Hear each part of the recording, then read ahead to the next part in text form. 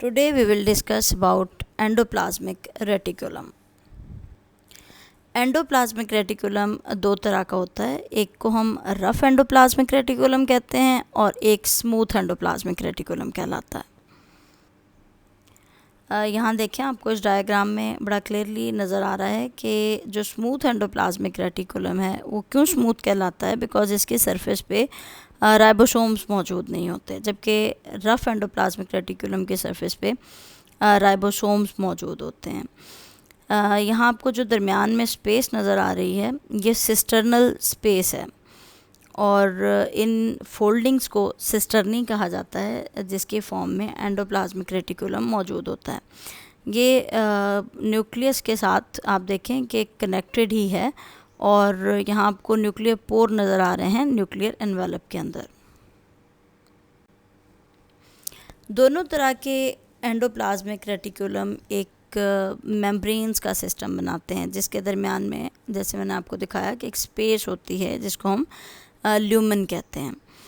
और ये जितना आपका एंडोप्लाज्मिक रेटिकुलम है ये चूँकि साइटोसोलिक रीजन में ही मौजूद होता है, तो साइटोसोल से इसको सेपरेट किया जाता है एक मेम्ब्रेन के ज़रिए, और ये जो इसकी इंटरनल स्पेस है उसको हम ल्यूमन कहते हैं। जो ल्यूमिनल या सिस्टर्नल स्पेस है एंडोप्लाज्मिक रेटिकुलम के अंदर, ये अपने साइटोसोलिक स्पेस से बहुत डिफरेंट होती है। मतलब जो एंडोप्लाज्मिक रेटिकुलम के अंदर की स्पेस है, या सिस्टर्नल स्पेस जिसे आप कह सकते हैं, या इसको ल्यूमिनल स्पेस कह सकते हैं, इसकी कंपोजिशन में और इसके इर्द गिर्द मौजूद साइटोसोलिक एरिया की जो स्पेस है उसके अंदर कंपोजिशनल बहुत ज़्यादा डिफरेंस होता है। जो एंडोप्लाज्मिक रेटिकुलम है इसमें ये रफ़ हो या ये स्मूथ एंडोप्लाज्मिक रेटिकुलम हो, बहुत सारी ऐसी प्रोटीन्स हैं जो कि एक जैसी हैं, और कुछ ऐसे काम हैं, कुछ ऐसी एक्टिविटीज़ हैं जो कि दोनों एंडोप्लाज्मिक रेटिकुलम ही सरअंजाम देते हैं, जैसा कि कुछ लिपिड्स और कोलेस्ट्रॉल्स की सिंथेसिस है। इसके अलावा कुछ ऐसी प्रोटीन्स हैं जो सिर्फ एक टाइप के एंडोप्लाज्मिक रेटिकुलम के अंदर मौजूद होती हैं, या रफ़ में या फिर स्मूथ में, सो वो डिस्टिंक्ट फीचर होगा दोनों का।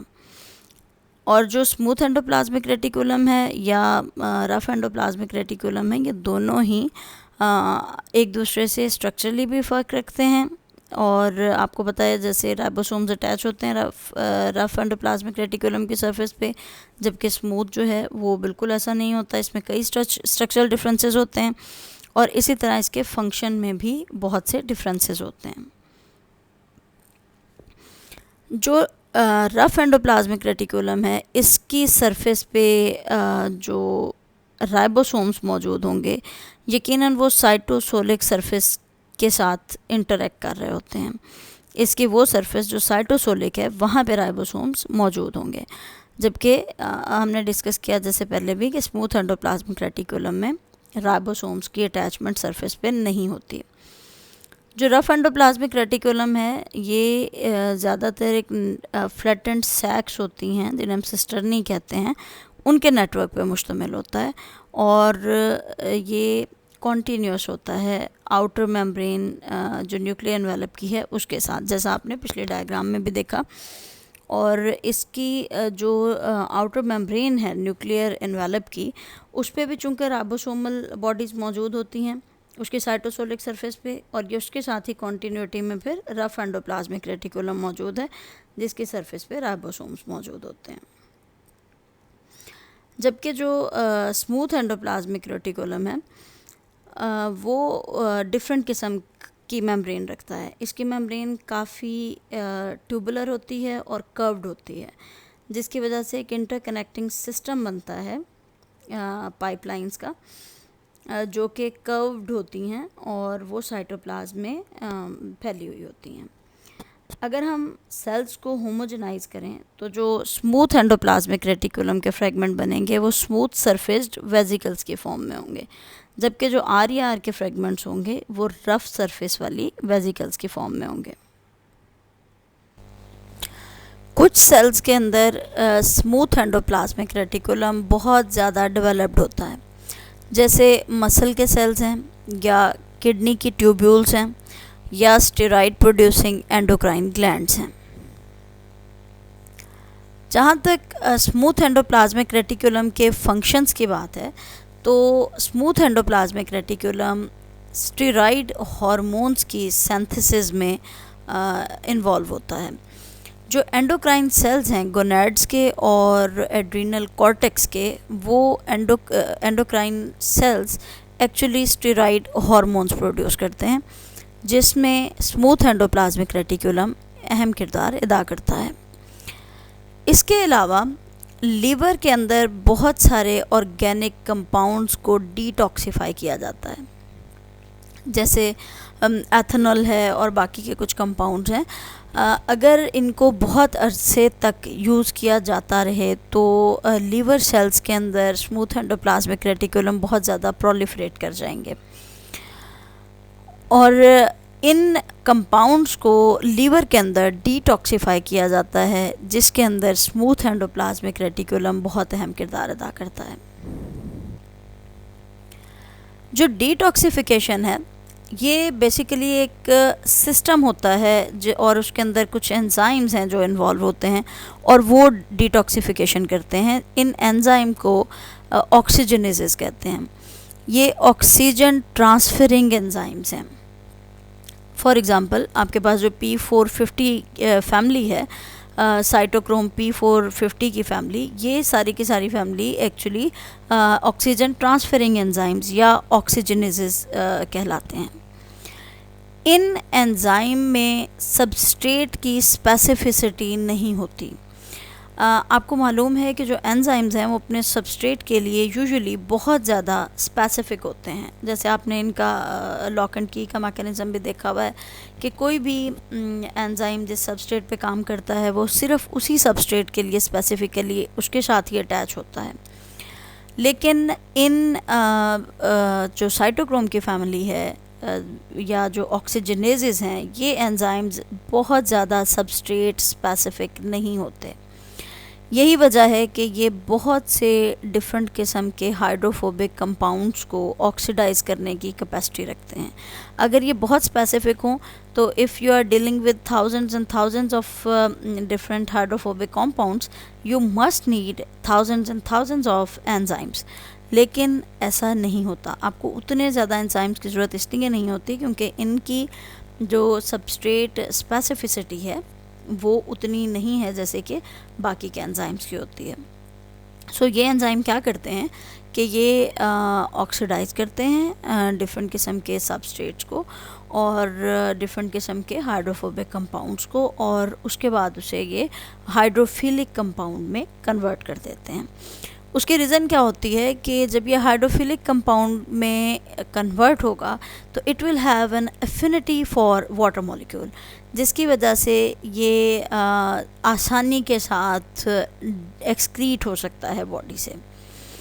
सो ये ऐसे डेरिवेटिव्स बनाएगा जो आसानी के साथ एक्सक्रीट हो सकते हैं।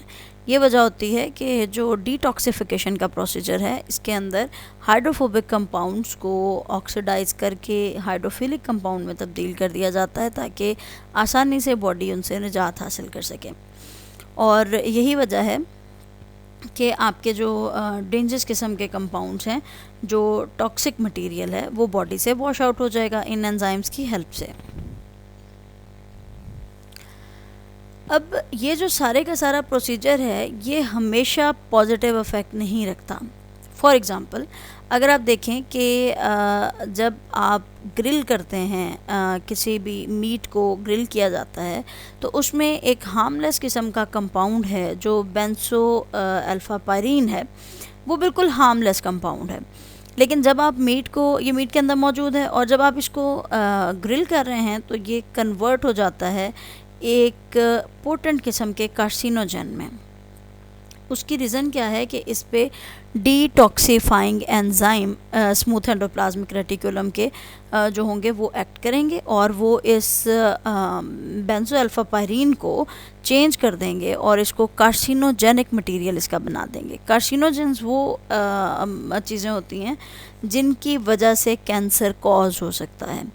सो अब आप देखें कि यहाँ जो डिटॉक्सिफिकेशन का प्रोसीजर हुआ, जो स्मूथ एंडोप्लाज्मिक रेटिकुलम के एंजाइम्स हैं जिन्होंने डिटॉक्सिफाई करना था, उन्होंने जो काम किया किसी भी मटेरियल के ऊपर, तो हुआ क्या कि वो पॉजिटिव इफ़ेक्ट नहीं दिया, क्योंकि वैसे ये मटेरियल जो था ये हार्मलेस था, ये कंपाउंड हार्मलेस था, और इसको ग्रिल करने से ये कन्वर्ट हुआ है कार्सिनोजन में। और अगर ये पोटेंट कार्सिनोजन है, इट मीन्स कि now it can be a reason and it can cause cancer. Harmless जो आपका कंपाउंड है वो कैंसर कॉजिंग हो गया है।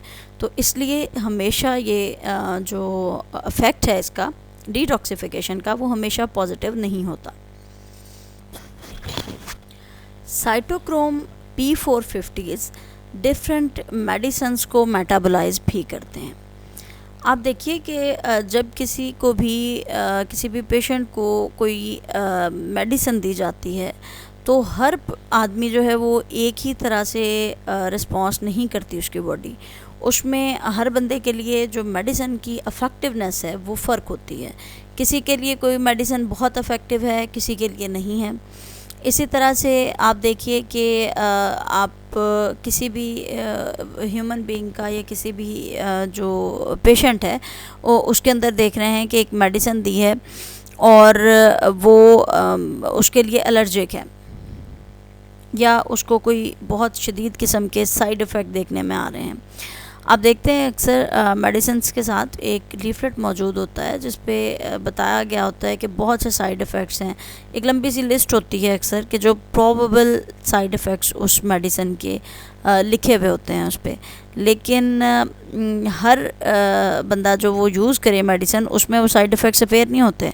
सो हर पर्सन का जो बॉडी का रिएक्शन है, या जो साइड इफ़ेक्ट शो करने का तरीका है, या जो बॉडी उसकी पे साइड इफ़ेक्ट हो सकता है किसी मेडिसिन का, या उसकी इफ़ेक्टिवनेस है, ये सब चीज़ें पर्सन टू पर्सन वेरी करती हैं, ये सब में एक जैसी नहीं होती।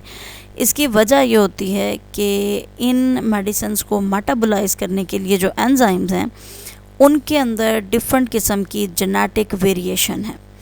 उसमें जेनेटिक डिफरेंसेस की वजह से डिफरेंट ह्यूमन, डिफरेंट पर्सनस इन मेडिसिन्स का डिफरेंट रिस्पॉन्स देते हैं। उनमें इफ़ेक्टिवनेस में भी फ़र्क होता है और उसमें मौजूद जो साइड इफ़ेक्ट हो सकता है वो भी डिफरेंट होता है। Smooth endoplasmic reticulum calcium ions को भी साइटोप्लाज्म में सिक्वेस्टर करता है। आपके जो स्केलेटल या कार्डियक मसल सेल्स होते हैं उनके अंदर मौजूद स्मूथ एंडोप्लाज्मिक रेटिकुलम, जिसको हम सार्कोप्लाज्मिक रेटिकुलम भी कहते हैं मसल सेल्स में, वो क्या करते हैं कि ये जो स्मूथ एंडोप्लाज्मिक रेटिकुलम है या मसल का या सार्कोप्लाज्मिक रेटिकुलम है, ये कैल्शियम आयंस के रिलीज़ को रेगुलेट करता है, जिसके नतीजे में कंट्रैक्शन जो है वो स्टार्ट होती है। आपको पता है कि जो मसल्स हैं और जो मसल सेल्स हैं वो कंट्रैक्ट होते हैं और फिर रिलैक्स होते हैं, जिसकी वजह से मूवमेंट जो है वो पॉसिबल होती है। तो इसकी जो कंट्रैक्शन को ट्रिगर करने की के लिए हमें जो बेसिक चीज़ें चाहिए होती हैं उसमें यकीनन कैल्शियम आयंस की रेगुलेटेड रिलीज़ भी इम्पॉर्टेंट है, जिसके अंदर स्मूथ एंडोप्लाज्मिक रेटिकुलम काफ़ी इम्पॉर्टेंट रोल प्ले करता है।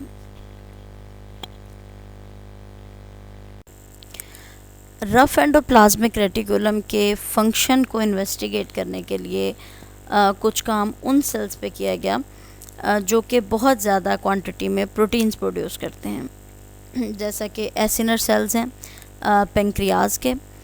Acinar cells actually exocrine cells हैं जो कि पेंक्रियाज के अंदर मौजूद होते हैं, और इनका काम ये है कि ये एंजाइम्स को प्रोड्यूस भी करते हैं और अल्टीमेटली ट्रांसपोर्ट भी करते हैं, और उन्हें उन एंजाइम्स को ड्यूडेनम में यानी स्मॉल इंटेस्टाइन में भेज देते हैं, जहाँ पे फूड की डाइजेशन के अंदर ये एंजाइम्स अपना किरदार अदा करते हैं।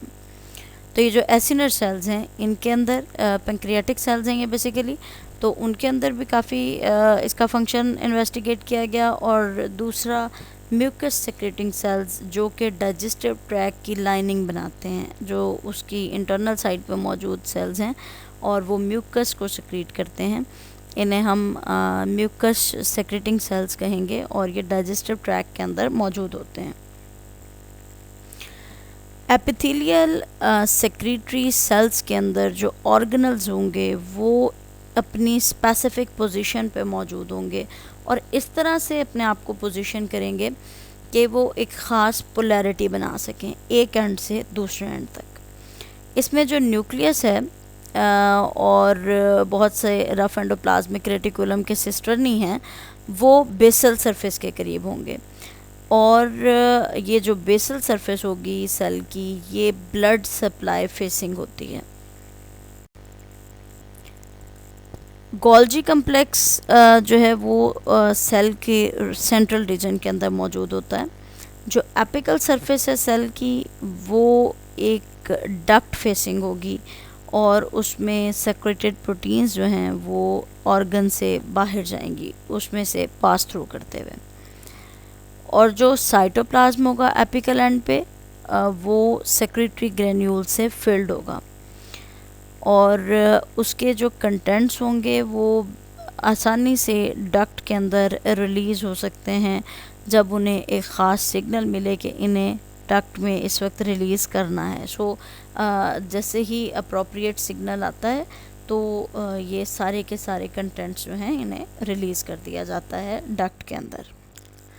यहाँ आप देख सकते हैं कि म्यूकस सिक्रेटिंग गॉबलेट सेल जो कि रैट की कॉलोन बनाते हैं ये उसकी डायग्राम है। इसमें आप बड़ा क्लियर आपको नज़र आ रहा है कि जो अरेंजमेंट ऑफ ऑर्गेनल्स है वो पोलराइज्ड है और वो इस तरह से डिस्प्ले होती है कि अपने अपने जो फंक्शंस हैं जो उसके रोल्स हैं उसके हिसाब से इन ऑर्गेनल्स की जो पोलराइजेशन है वो डिस्टिंक्ट अरेंजमेंट है वो हुई होती है इस पूरे के पूरे सेल्स के अंदर। अब आप यहाँ पे देखें कि सेक्रीशन है जो म्यूकोप्रोटीन्स की ये मेनली उसके साथ रिलेटेड है। बेसल एंड पे सेल के न्यूक्लियस मौजूद है जहाँ आप रफ एंडोप्लाज्मिक रेटिकुलम को क्लियरली देख सकते हैं बिल्कुल बॉटम पे। और जो प्रोटीन्स सिंथेसाइज होती हैं रफ एंडोप्लाज्मिक रेटिकुलम में वो फिर क्लोजली एसोसिएटेड गोल्जी कम्प्लेक्स की तरफ मूव कर जाएंगी और गोल्जी कम्प्लेक्स से ये मेम्ब्रेन बाउंड कैरियर्स में चली जाएंगी जहाँ पे ये फाइनल सेक्रेटरी प्रोडक्ट में जाके मज़ीद कंसंट्रेट होंगी। जो इसका एपिकल रीजन है इस सेल का वो सेक्रेटरी ग्रेन्यूल्स कंटेनिंग म्यूकोप्रोटीन्स के साथ फिल है और इन म्यूकोप्रोटीन्स को अल्टीमेटली डक्ट के अंदर रिलीज़ होना होता है। तो इसका जो एपिकल रीजन है वो बेसिकली म्यूकोप्रोटीन्स के साथ फिल होगा। इन ग्लैंडुलर एपिथेलियल सेल्स की जो पोलैरिटी है इससे हमें ये अंदाज़ा होता है कि सेक्रेटरी प्रोटीन्स सेल के अंदर कैसे मूव करती हैं और उन्हें अपनी साइट ऑफ सिंथेसिस से लेकर साइट ऑफ डिस्चार्ज तक जाने में वो जिस जिस ऑर्गेनल से पास थ्रू करेंगी या वो जहाँ से भी उनकी मूवमेंट होगी वो बहुत क्लियरली हमें इस पोलैरिटी की वजह से पता चल जाता है। जो रफ एंडोप्लाज्मिक रेटिकुलम है ये बेसिकली इस बायोसिंथेटिक पैथवे का स्टार्ट पॉइंट है, यानी बायोसिंथेटिक पैथवे यहाँ से शुरू होता है। इसे हम कह सकते हैं कि ये जो डिफरेंट प्रोटीन्स, कार्बोहाइड्रेट चेन्स और फॉस्फोलिपिड्स हैं उनकी सिंथेसिस के लिए एक स्टार्ट पॉइंट है या स्टार्ट साइट है।